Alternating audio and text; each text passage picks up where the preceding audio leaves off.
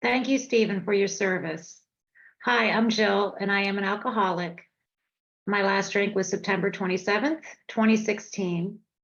I have a sponsor. I also have a service sponsor and a spiritual advisor, and I sponsor other women in Alcoholics Anonymous. And I am flattered and honored to be asked to speak tonight. My service sponsor, Christopher, actually voluntold me. He said, Jill, you're doing this. Stephen's going to reach out to you, and you're doing this. We don't have many speaker meetings in our area, which is a shame. We used to have Saturday Night Live, which was awesome, and COVID changed that. Try to do it on Zoom, and it didn't quite work as well. But I love speaker meetings, and I'm happy to be sharing my experience, strength, and hope with you this evening. So I am not original Floridian. And thank you for saying the Fountain of Youth. Yes, it's off of Ponce de Leon Boulevard in St. Augustine, Florida. And the reason my skin is so clear is because I don't drink anymore. So that's one of the benefits of putting down the drink. So my life started in New Jersey. I was born and raised up until I was about 15 years old in New Jersey. During that time, just had a normal lower to middle income upbringing.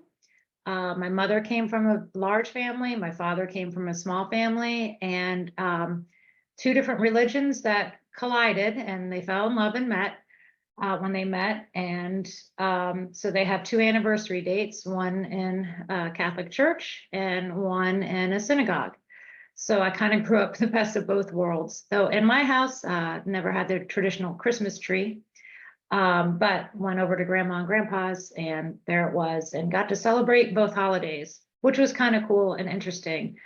That being said, in school, I always felt like a misfit, and I've heard that shared so many times, and it's so relatable when I'm in the rooms.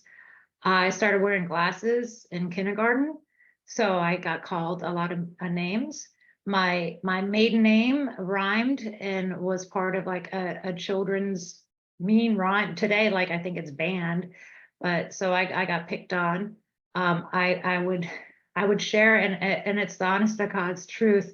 We had a little boy that was in a wheelchair, and when they chose teams for kickball, that little boy got picked before me, and he was in a wheelchair and couldn't kick the ball. So that's what kind of misfit I was. I was a good student. I wanted to, my mother was a teacher, and I wanted to impress. I have an older brother that caused a little bit of trouble. Not much, nothing to the extent. It's funny how I turned out to be the alcoholic and not him. But I had to be the good kid, and until I wasn't. And there were a couple incidents that happened in before my preteen years that I've heard other women share happened to them. And through working my steps, I was able to forgive.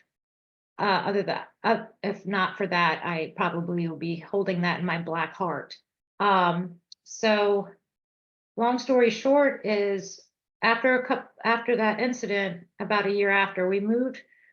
My family, just the four of us, moved from New Jersey to Eastern North Carolina. So, and I kind of know where Kingsport, Tennessee is. So it is a smaller town that we moved to. And again, I felt like I didn't fit in. I went to school starting in 10th grade, and the first 6 weeks of school, there were no boys there because they were priming tobacco. And I didn't understand that because I didn't grow up on a farm. And if they weren't priming tobacco, they were out on a shrimp trawler. So I got like a quick education, where we lived in New Jersey. We were an hour from New York City. I have an uncle that still lives in Manhattan. So like I was used to that busy bustleness. And again, here I came down with an accent. I actually pronounced it oil instead of all. And, I got picked on again. By that time I was wearing contact lenses and not glasses. But again, I didn't fit in. I didn't know anything about farming, and I didn't go to the correct Baptist church. So I wasn't invited for weekend stuff. And what was interesting too, there wasn't a whole lot of drinking going on. When we moved there, my brother was 18, and the drinking age just changed from 18 to 21. And that one summer, there was like a grandfather period. So like on September 1st, you had to be 21. So that summer he was able to go out and buy drinks and buy alcohol. And I would sneak some of the Jack Daniels once in a while. I never cared for the taste of beer, but that was kind of my first impression of drink. And I just remember that warm feeling. And the high school I went to in this little itty bitty town in North Carolina, it's funny because I moved from Bath, North Carolina, which is the oldest town in North Carolina. It's where Blackbeard hung out for a little while. I moved down to St. Augustine, which is the oldest city in the nation. So it's kind of have a lot of history in me. So anyway, my brother didn't like North Carolina that much. He was out of high school and went back up to New Jersey. My father traveled for what he did. So it was basically my mother and I. And I rebelled a little bit. I started smoking cigarettes. And because of these tobacco farms, they were able to, in the back of the fields, grow the other smokable stuff. But I never got into that. My boyfriend in high school was a little bit, but I just didn't care for it. And we would go out and they would have like Colt 45s and stuff. I just didn't like the taste of beer. So I was pretty good until I got to college. In college, again, I tried to be a good student, but the freedom, my first semester, and keep in mind, my university was only about a 35-minute drive from my house, from where my mother lived. But I did live on campus, and I did some experimentation with drinking and partying my freshman year, and my grades showed that. So then I had to get my butt in gear. And it wasn't really until my senior year. So I was able to get drinks and not get carded. It was incredible to me, but I think that's why they called it ladies' night. You know, you got the band on the wrist. My girlfriend that was 2 or 3 years older than me would take her band off and give it to me. And everybody knew her and knew that she was 21. But still, it just like money, like it was like 10-cent Thursday where they gave you like a little 4-ounce Dixie cup of beer, and I didn't drink beer. And my girlfriend had a man that she wanted me to introduce me to. That man was a Marine, and where my college campus was, it was close to Marine Corps Air Station in Jacksonville, North Carolina. And now I'm in Jacksonville, Florida. All these paradoxes in my life. And he would come by and take my little cups of beer because I was getting them for 10 cents, right? And I had all these cups of beer, and I would beg the bartender, I'm like, please just give me a shot of vodka and some cranberry juice. And he's like, okay, and he only would charge me $1. So that's where it took me. And this Marine was like stealing all the beers off the table, and I busted him. And my girlfriend said, Jill, this is the guy I wanted to introduce you to.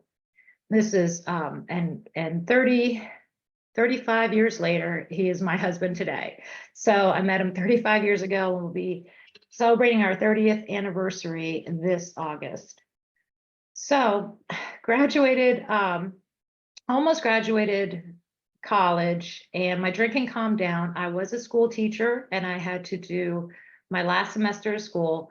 I was a student teacher, so I wasn't on campus. I actually went to a classroom. And my first grade teacher I was assigned to, when we were done with bus duty, went back into her room cleaning up, I would always notice she reached down in her drawer and fiddled around with something. And then we would sit down, and she was supposed to give me like an evaluation, how I did that day with my student teaching. And she would just like, oh, you did this and you did that. And I started to notice like a smell of whiskey after quite some time. I figured out that she had a bottle of whiskey in her desk drawer because I had to go in there one day, and she would hit that bottle at the end of the school day. And so in the back of my mind, I thought that was normal. So my first year of teaching, so now I am 22 years old and started teaching. And then that's really when my drinking career took off. I kept it pretty tame in college. I maintained, we went out Thursday nights, Friday nights, Saturday nights, but I kept it pretty maintained. I did have one time that I believe I experienced a blackout, and that scared me to death. And I said, I'm never going to do that again. But of course, like the next day I went out drinking again, but not to the point of a blackout. And that's the only blackout that I recall in my drinking career. I don't know why. Every alcoholic is different.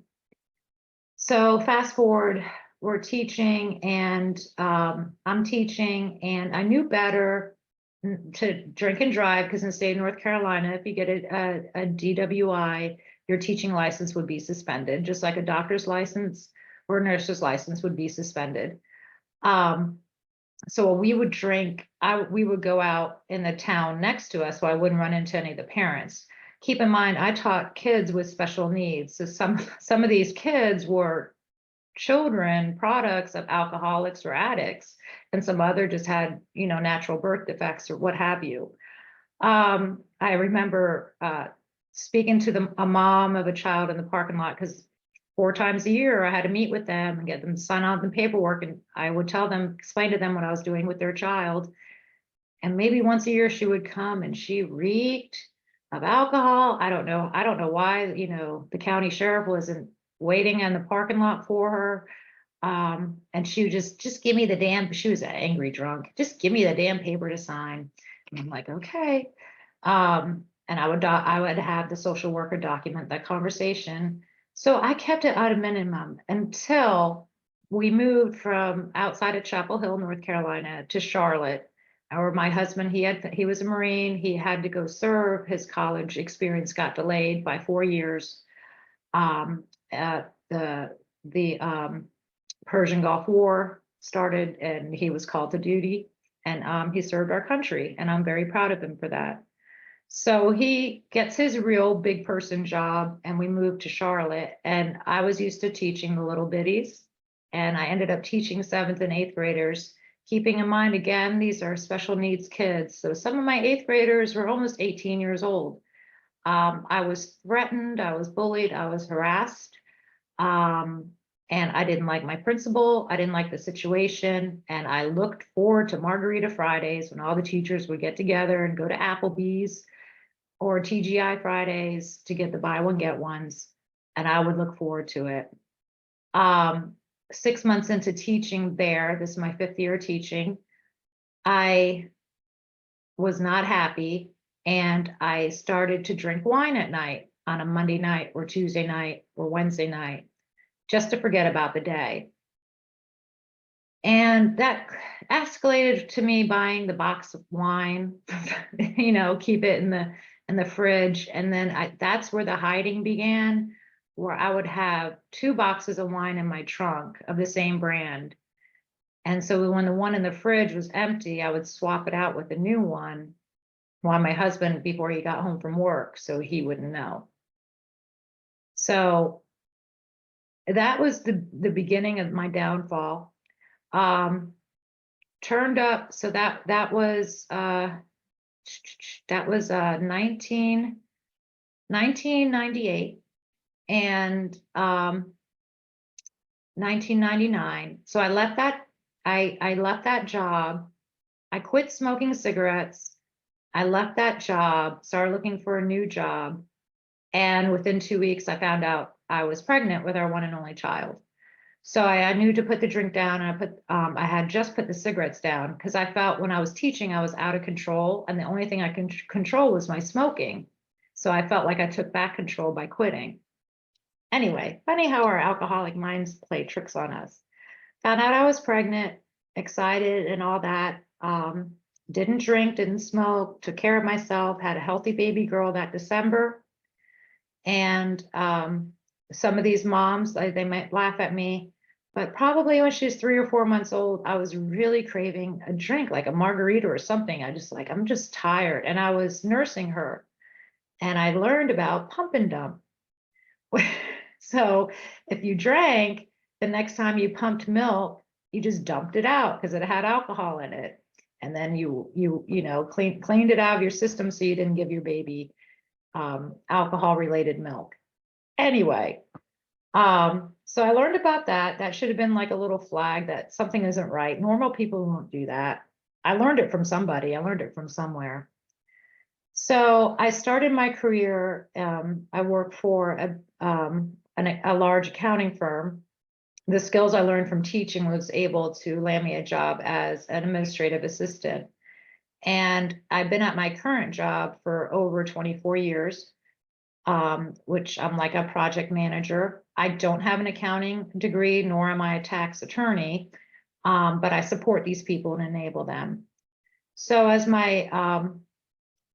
as we're a little family of three, my drinking began to pick up when we were relocated from Charlotte to Birmingham, Alabama, for a job promotion my husband received.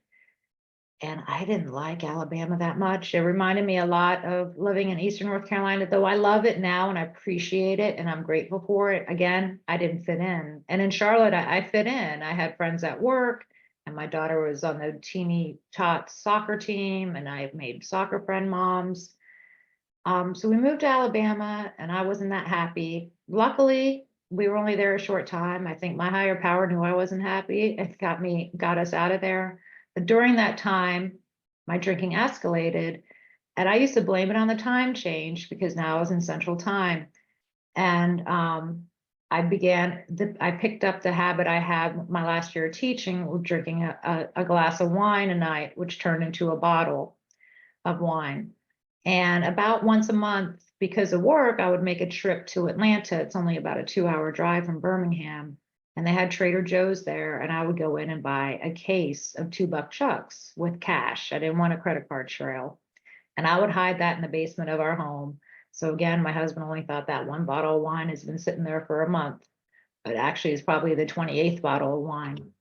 So that was probably when my 4 o'clock drinking started. You know, it was 5 o'clock in New York, so it was 4 o'clock in Alabama, and I'm like, I had a long day. This will help ease it. And that's what time started to scare me, because I would have that glass of wine and then I would go pick up my daughter from after school and then bring her back home after having had a drink. Well, by grace of God, we got relocated again from Birmingham to St. Augustine, Florida, where we've been for the past 16 years. And again, you know, made a few friends in the neighborhood, and mainly all the friends were people that were parents, other moms of my daughter's friends, and soccer moms. And then one Saturday morning at soccer, had picked up smoking again, and I found the other smoking mom, because there's only a couple of us. And I went out. She's like, Jill, do you want to drink? And I'm like, not really. It's like, it's 10:30 on a Saturday morning. She's like, so what? You do this like you go to a Jaguar game. We're out there drinking in the parking lot at 9 a.m. Nobody says any different. So then I found like my best friend, soccer mom, and we would take turns supplying the vodka or tequila, whatever. And we had our Turvis tumblers that weren't quite see-through, so you didn't know it was in there. And I learned to have Listerine in my pocket, the little tab things that you melt on your tongue. And I just kept on.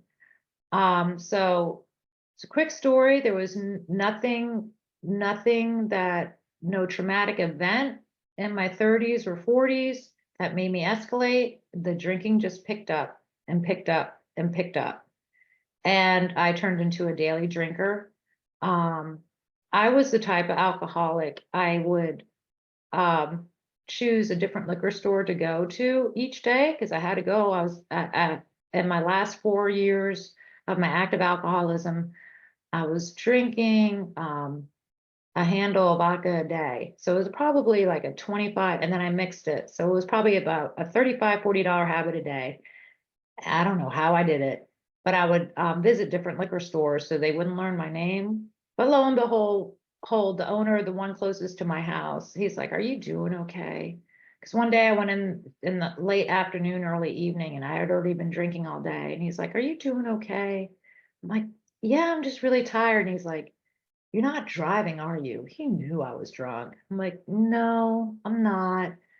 And I carried my little brown bag and I walked out, and I walked past my car in case he was watching me. And then I circled back the parking lot, got in my car, and I said, I really need to be careful with this driving thing. So I don't know what happened. It's a progressive disease. It's cutting, baffling, and powerful. And my 4 o'clock, 5 o'clock in the afternoon drink turned into noontime. Oh, it's lunchtime. I can have a drink now. And this is a Tuesday afternoon at work. Also, in my what happened was the group that I support in my job is a national group. I am the only one here in St. Augustine. We have an office in Jacksonville, but none of my teammates are here. So I got to work from home. So I was able to hide my drinking from work. I don't know how I did it, how I survived, but I had 8 or 10 people that didn't know each other, doing little pieces of my job for me. And I would thank them, and then I would have all my reports and everything I had to send in. And I probably was working about 3 hours a day and drinking the rest of the time. I never called out sick. I didn't black out on the job. I don't know. My higher power was protecting me. The last 6 months of my active alcoholism probably were the most horrendous. My body was telling me something wasn't right. I was probably 30 pounds underweight. I was malnourished. I couldn't eat food. I would have a handful of goldfish crackers to eat. That was all I ate. If we went out for our anniversary or a birthday celebration, I would spit my food in a napkin because there was something in my body going on and I just could not swallow the food. I would lay down sometimes on the tile floor because my body was hurting so much. And I would tell my husband and my daughter, I was approaching 45 years of age. And I would tell them I was premenopausal and this is one of the effects. And they believed me. Nobody ever called me out on my drinking. Nobody ever said anything, probably because I hid and I lied and I manipulated and I did all the things a good alcoholic would do to get their drink. I was a vodka drinker and I bought one brand of vodka for myself. And then I had the house brand that was in the liquor cabinet.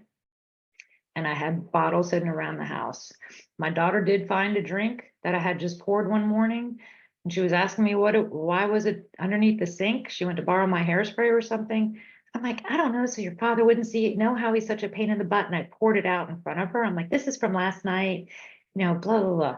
She doesn't remember that moment, but I remember. I was like, Jill, you gotta be more careful, just like the driving part.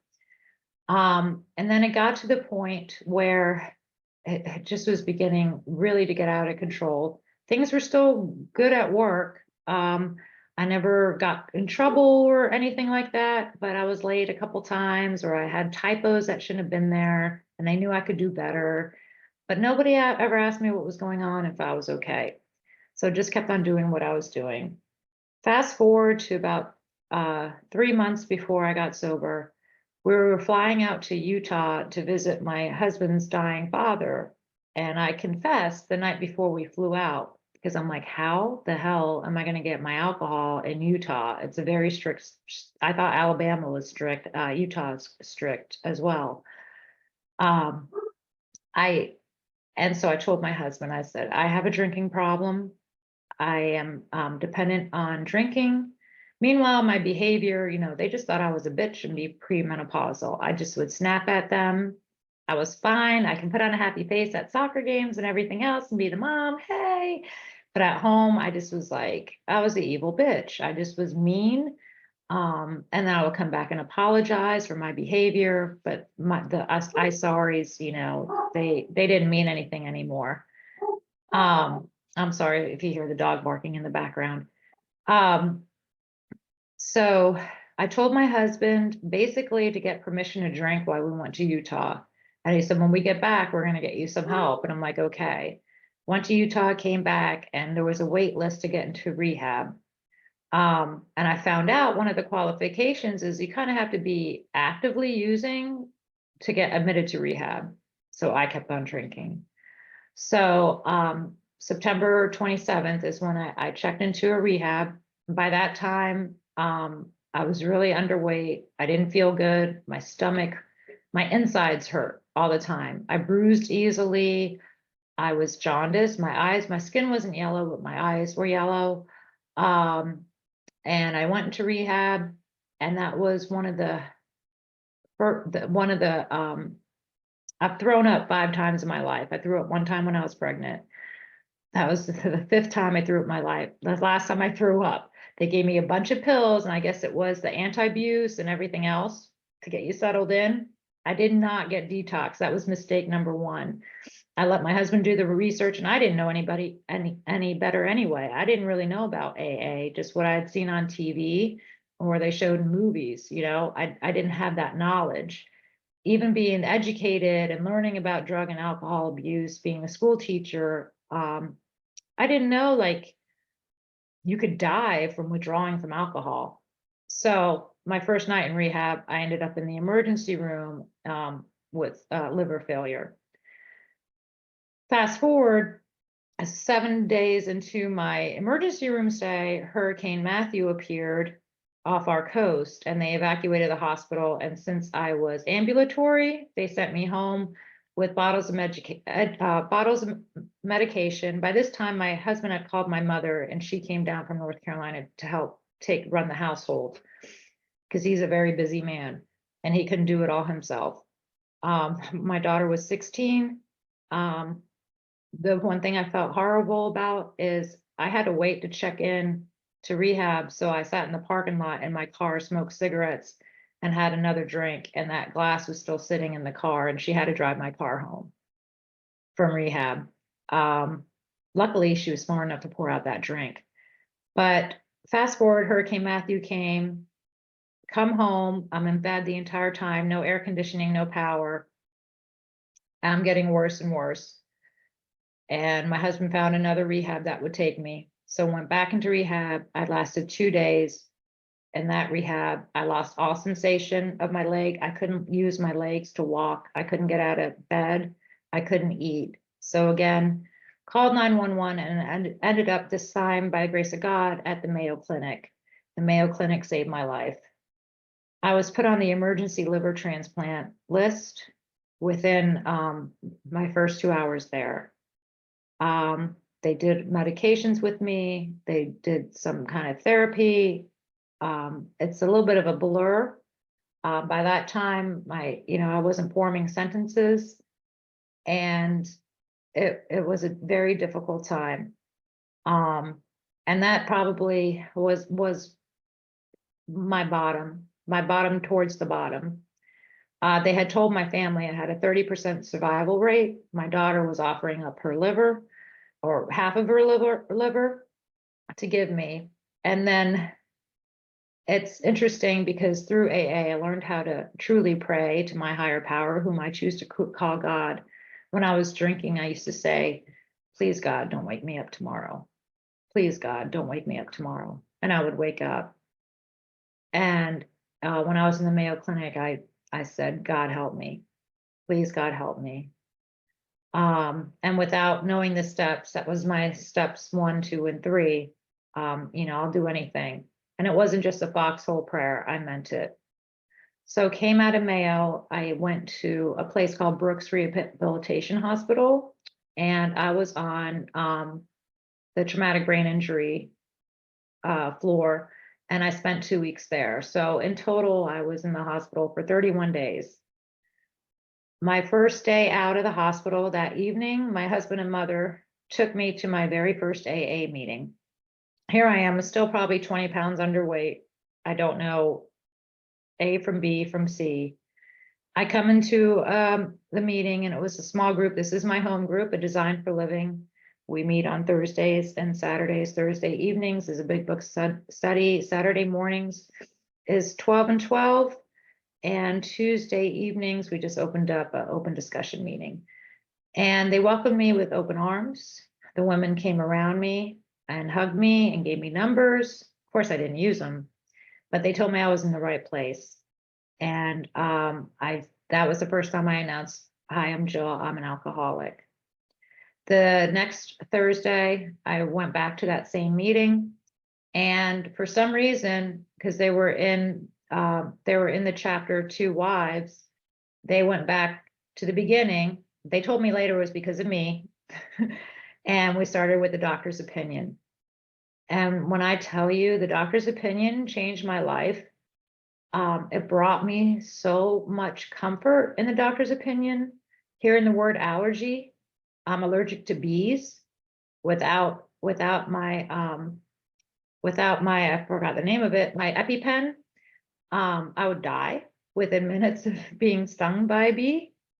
I've never been stung by a wasp or hornet, so I'd hate to see what happened then. So when I read about the word, actually, I wasn't really reading, I was listening, heard the word allergy, and then just heard, how this is cunning, baffling, and powerful and insidious and all that.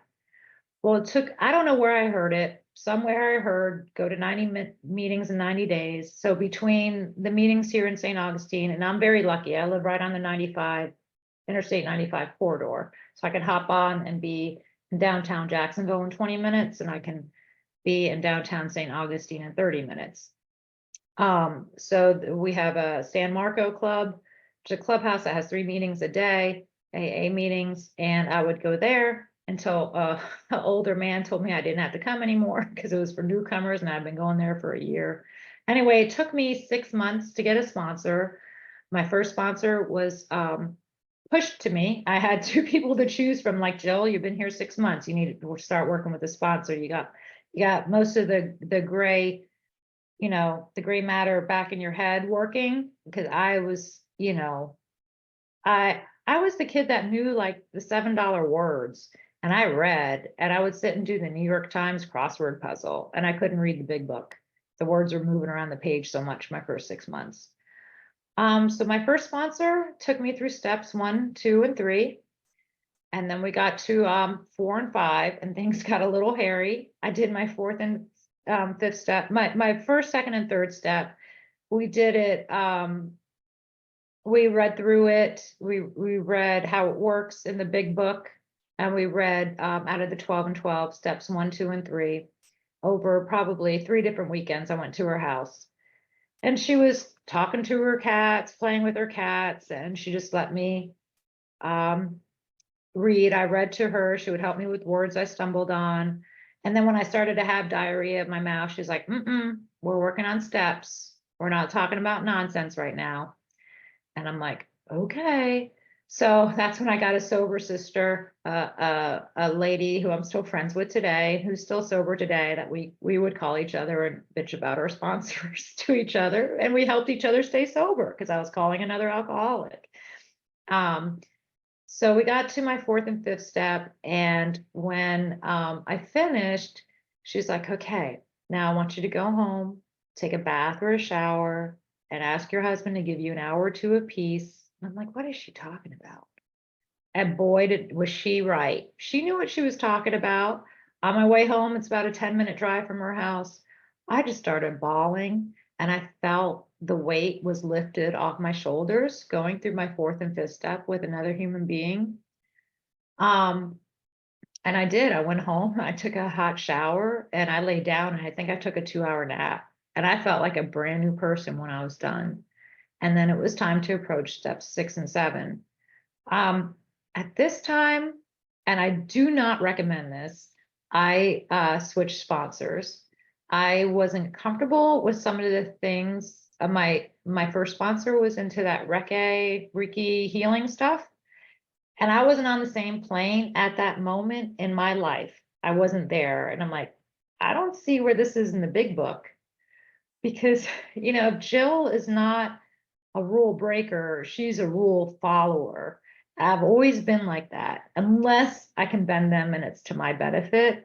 But I'm going to tell you to follow the rules. And I'll admit when I'm wrong. I might say 10th tradition instead of 12th tradition, and I'll correct myself, but it's in the tradition somewhere. But there just was something was off-putting, and I'm like, it might keep you sober, but I'm not jiving with this. And I got permission from my now sponsor today, who I always went to, is like, is it okay that my sponsor is asking me to do this? And she's like, no. So then I moved on to my second sponsor, this woman that's my sponsor today. She's my 3rd sponsor. She was always in the back, because she was at my very first meeting and was always in the background. She was sponsoring 6 or 7 women at the time, so I didn't want to intrude and be like, can you sponsor me too? So I went with the other person. Long story short, my second sponsor was short-lived because she didn't have time. She didn't have time for me. And I got through 8th and 9th step with her. We picked up where I left off, and I went through my 4th and 5th step with her. 6 and 7, we read the 3 sentences that are in the big book about step 6 and 7. And then 8 and 9, worked on that and started making my face-to-face amends where I could, except when to do so would injure them or others. And those were letters that were written, and they're sitting behind me in my God box. She didn't have time for me. I was having some kind of dilemma about one of my 9 steps. And this is like mid-October. And she said, well, we'll get together after the holiday. And I'm like, oh, Halloween? And she's like, no, New Year's. My calendar is pretty full. So I'm like, okay, sponsor doesn't have time for me. I love these women. I still love them. And they taught me a valuable lesson. When I go to sponsor women, I make time for them. And I only sponsor one woman at a time because I work 50 hours a week. It's not an excuse, but this gives me time to spend an hour with them a day if needed. So I learned valuable lessons. So my sponsor today was a woman that was always in my background, and we picked up, and always from the beginning, I heard over and over again, stay in the middle, be of service and stay in the middle. At about 3 months sober, they gave me a key to the church and asked me to be there at 6:40 to help open up. Now, I was like, why are you giving me a key to a church when you know I'm Jewish? I had one of those attitudes. Why? Now I know why. They wanted to make sure I came back. I quickly became treasurer. I stayed treasurer this is a very small group. So I was treasurer for 4.5 years. And then I was group secretary. I also served as treasurer for 2 other groups, including a Zoom group that still goes on today. So I was in the middle of service. While this was going on, I never really addressed step 6 and 7. I knew what my character defects were, but and I would ask God to remove them so I can be of service to him and my fellows. I stumbled upon a meeting. I was actually looking for a ladies' meeting, and we have 2 churches on the same boulevard right next door to each other. They're about the same size, and one's Methodist and one's Presbyterian, and they have the same name, like Jacksonville Methodist Church and Jacksonville Presbyterian Church. And I walked into the wrong one. The ladies' meeting was in one, and I walked into the other one. And there was a janitor outside, a groundskeeper, and I said, is there an AA meeting here? And he's like, yeah, it's up the stairs. I went up the stairs, and that's where I met Christopher, where I think he spoke here a few weeks ago. And he's my service sponsor, and they were having a Drop the Rock meeting, which I know is outside literature, but it covers 6 and 7 to a way I understood it. From that meeting, we developed a workshop, and we put on 6 different workshops in our community and outside towards the Orlando and Gainesville area. So that's very exciting. So I still am of service today. I'm not holding a treasurer or secretary position at the moment. And I promise when I retire from my job, I'm going to be GSR one day. My job asks a lot of me, and I owe my job my life too, because they did grant me 6 months leave of absence while I got well, my first 6 months of sobriety. And without that, I probably wouldn't have a job today. So I'm grateful for that. Through the steps, I've learned to live a happy, joyous, and free life. When I am wrong, I try to catch myself and promptly admit it. Sometimes the pause, I can do well at work. It's progress, not perfection. At home, sometimes it gets a little trickier where, one of the first lessons I learned was the first thought in my head shouldn't be coming out of my mouth, because it's usually that of an alcoholic. And when I try to explain my thoughts to my non-alcoholic husband and daughter, or even mother, they're like, are you crazy? Yeah, I am crazy. I'm an alcoholic, but I'm in recovery. There's so much for me to be grateful today. I am a miracle. I shouldn't be here. And I really feel like if I had received somebody else's liver to continue living, I don't know if I would have been able to live with myself, because I felt like I wouldn't deserve it. My liver is, I have cirrhosis, so it's in remission. So I get a scan every 6 months. It's something to look forward to. My hepatologist was like, you probably took about 10 years off your life with all this damage that you did, but we'll probably get you into your 70s. I'm like, okay. So it's almost like I have a death sentence, but I brought that to myself and I'm forever grateful. And that's another thing I'm going to do when I do retire is I am going to volunteer at the Mayo Clinic and Brooks Rehabilitation Center because they did help save my life. So I get my liver checked out. I've brought literature to my doctor. So I'm gonna work with Intergroup on how I can better support I always forget the letter CIP, the information, getting information to hospitals and doctors and teachers and whatnot. So yeah, I am a grateful recovering alcoholic. Through the program, I damaged a relationship. My daughter was a teenager at the time. She's now 24 and living off on her own. She went to the only orange university I recognize is Clemson. Sorry, Tennessee. It's wrong orange. I had to throw that in there. Go Tigers. So I'm very proud of her. Repaired the marriage. I was hanging by a thread there for a little while just because of my behavior. And now, again, when I'm wrong, I promptly admit it. And then I try to reflect at night, what was it? Was I hungry, angry, lonely, tired? What made me, what pushed my buttons? And I learned a lot about myself too, through working Drop the Rock and through reading other outside literature, like books by Brene Brown or Melody Beatty, just talking about emotional sobriety, which Bill W. does cover emotional sobriety. And I just sometimes need that little extracurricular knowledge to help me on my path of recovery. So yeah, I'm trying to think what else I can share. So I just met so many wonderful, fantastic people. We're going to be having our state convention the first weekend of August, right in my backyard. So I'm looking forward to that. Again, if I could, if I offer anything to anyone, be of service, even if it's just standing outside and saying hello to each alcoholic that comes in, because you never know what their day was like, and you don't know if this is their first meeting. I have interrupted meetings that I'm not a home group member of, asking if we can start at steps 1, 2, and 3. That was done for me when I first came in the rooms. It's just wonderful. There's so much I can relate to. My home group, we do read the stories in the back, and I can find a little piece of me in each one of them. No, I might not be a Black male doctor that grew up in Louisiana, but I can identify with a lot of those stories. And what's really cool about living where I live is we have people that come from all over. I was born in New Jersey. My home group has people, I think we represent 15 different states. And one of the guys from California, his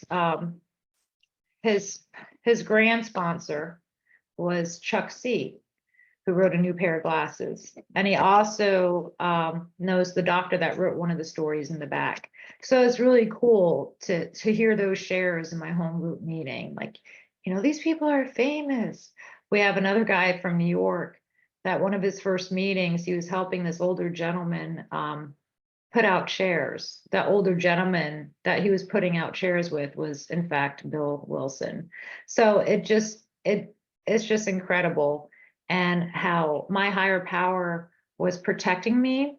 I never had to face jail time. I never got a DUI. I should have. I should have numerous times. I got pulled over and poured the drink out into the floorboard and threw a coat over it. Maybe he didn't want to do the paperwork. I don't know. God was looking out for me. I didn't lose my marriage. I didn't lose my house. I didn't lose my job. But I'll back up and tell you my rock bottom was when I remember when I told you that I couldn't use my legs. I couldn't get out of bed. And I was calling and calling and calling for a nurse and for help. and I needed to go to the bathroom. And I ended up defecating on myself. So here I am, like 2 weeks without a drink. Don't know what the hell's going on with me. And now I'm laying in my own stink, my own mess, for probably 2 hours before somebody came and helped me and cleaned me up. And they were kind of mean, but maybe I needed that. And to me, that was my rock bottom, just laying there helpless and not knowing what to do and asking God, just help me get out of this. And He has, and He does. And I thank Him every morning when I wake up, and I thank Him every night when I lay my head down. And thank you again, Stephen. I think we got a few minutes left, so I know you have your closing routine. And you did ask me to choose a closing prayer, and I would really, really like it if we could close with the responsibility statement tonight. So that's one of my favorite ways to close a meeting. So We'll thank you. do that at the end of the meeting, okay? Okay. Thank you again for inviting me.